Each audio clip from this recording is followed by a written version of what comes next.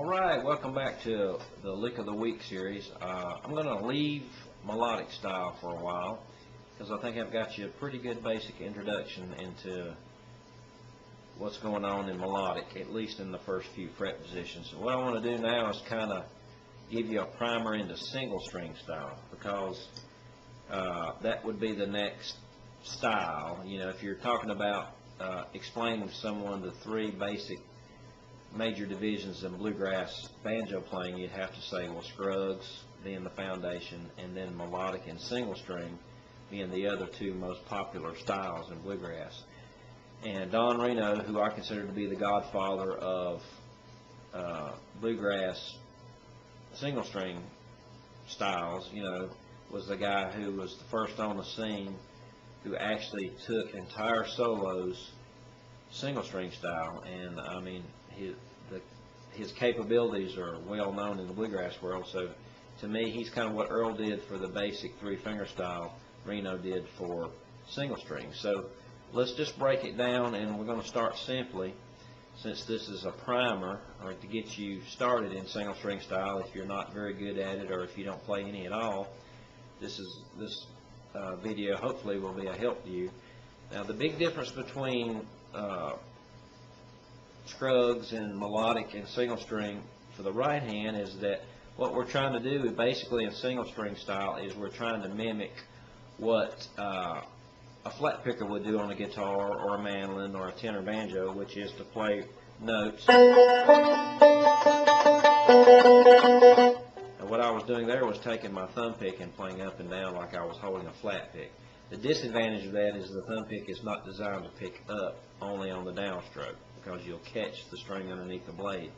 So what you do in single string style is you try to use your index and your middle finger against the thumb like this to play rapid fire notes. So if I wanted to play more than one note on the first string, I could very well downstroke with the thumb, right? And that's going to work great until I get to a certain speed, and then my thumb just won't be able to downstroke that fast. So what I'll do is switch to playing one note down and use a metronome when we do this. Of course, I always use the metronome. So I would have a down, up motion. Let me get the metronome, which I don't think I did on a previous video, which I should have. And what I'm going to do is play notes on the first string, thumb, index, with a metronome.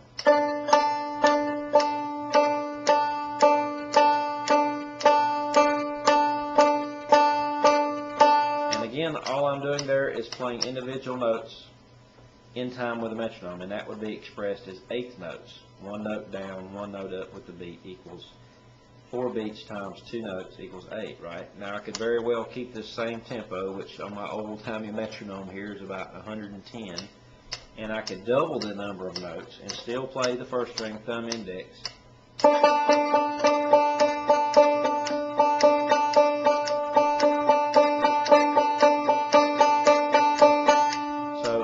Would be playing 16 notes, and if I was really good, I could play 4 notes per each side of the beat, which would give me 32.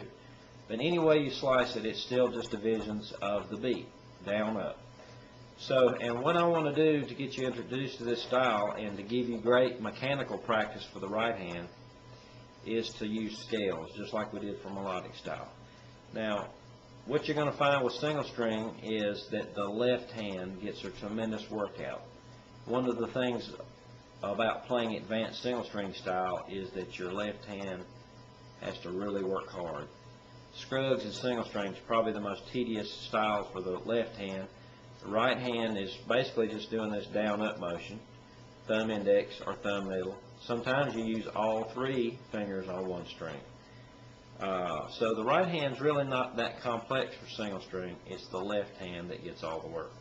So that might be the most challenging part for those of you who are not familiar with single string or who are not very adept at it yet. And I'm going to start with the basic G scale, just like I did for melodic. I'm going to use the scale because scales are great for this. They're going to train your ears to hear these intervals.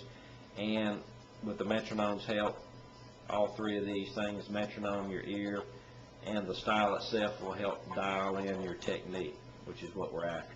So I'm going to start with the lowest note in the G scale, which is a D note. So So remember back from the melodic stuff that we studied, we're using what we call a mode of the scale. So the fifth note of a G scale is a D note, so it belongs there. And I'm going to use my thumb and index for the most part to play these notes. D, E, F sharp, G is open third, A, second fret, second string open is D, C is my second string first fret, D is open first, E is on the second fret of the first, fourth fret is F sharp, and then I'm going to use the open fifth for my G. Now you notice the similarity right now between this and melodic style. Melodic style, a lot of it is predicated on you finding a note closed and open against each other. Remember, the melodic G scale was open third, then the A was all the way up here at the seventh, and then an open B, C fretted, open D, a fretted E, a fretted F sharp, and an open G. So you had a combination, for the most part, of fretted, open, fretted, open. That can also be mimicked with single string. You notice all these notes were either open, closed, closed, open, closed, open, closed, open, closed, closed, open. But what if I decided I didn't want to have any open strings at all? Well, as long as I can identify the notes D, E, F sharp, G, A, B, C, guess what? I found an alternate pathway for the scale. Also, compare this to the melodic style. Remember, there was more than one way to play a melodic scale, but we only covered one particular pathway in the videos that I've sent in, because I want you to be really familiar with the pathway that most players use, the most prolific pathway, I guess. There's always alternate pathways, something I will cover in later videos. For single string style, you're going to find that there probably maybe a 2- or 3-fold increase in the number of different pathways for the scale you're working on. So there's a lot more options as far as fingering for the left hand and fret positions. That's another thing that's challenging about single string style, is you have so many options about how to play a scale. So let's take that and mess around with a few pathways. I'm going to start with the D every time because I'm trying to play out of this mode, and I'm going to see how many different pathways I can find. D, E, F sharp, open G, A, second fret of third, B is open second, C is first fret. I'm going to stay on that string, go up to this D, my E on the 5th fret of the second string, my F sharp here, and then my G right above it. There's another alternate pathway. What if I started here with G, 4th string, 5th fret, G, A, B, up 1 fret for C, open first for D, E here, F sharp here, and G open 5th. Another pathway. And so what I want you to do is we're going to break the fingerboard down into quadrants, just like we did for melodic style. We're primarily going to be concerned with frets 1 through 5. I'll call this quadrant number 1.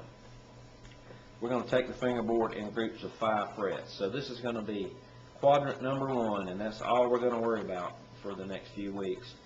And what I want you to do now is try to find as many pathways for a G scale, and don't go outside of the 5th fret for any fretted notes. And the lowest note you'll have will be a D open, and the highest note will be either the 5th open or the 5th fret of the 1st string, G. And since there's a lot to cover in this area of the fingerboard in many alternate pathways, I'm going to include a second video this week to get some more ideas going. And so be on the lookout for that. Thank you very much.